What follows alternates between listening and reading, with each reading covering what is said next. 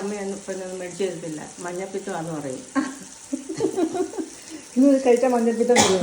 എന്താണ് ഇവിടെ മഞ്ഞിച്ചിരിക്കുന്നില്ല. എന്തെങ്കിലും സത്യമുണ്ടോ? ഈ മഞ്ഞിച്ചിരിക്കുന്നില്ലയോ?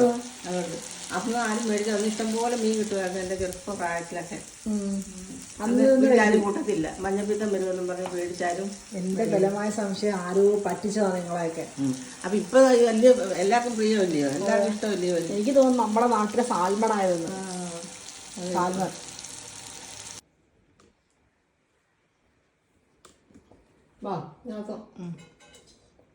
മഞ്ഞപ്പിത്തം വരുമെന്ന് പറഞ്ഞല്ലോ അമ്മ.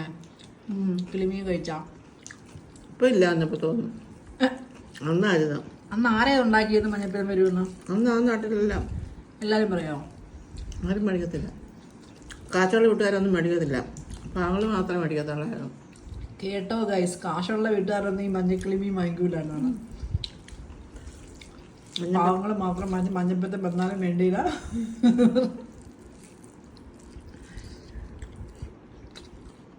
അതെ, പാവപ്പെട്ട കഥകൾ തിന്നാൻ വേണ്ടിയിട്ട് ആരോ പറ്റിച്ചാ. അങ്ങനെങ്കിലും മറ്റവർ കാണിക്കാതിരുന്നിട്ട് ഇവർക്ക് കഴിക്കാൻ പറ്റുമല്ലോ. മഞ്ഞപ്പിത്തം വരുമെന്ന് പറഞ്ഞേ ആരും മേടിക്കത്തില്ല. പിന്നെ എല്ലാവരും പറഞ്ഞു നല്ല മീനാ, രുചിയുള്ള മീനാന്നൊക്കെ പറഞ്ഞ് പാവങ്ങളുടെ കഴിഞ്ഞ് പാട്ടിട്ട്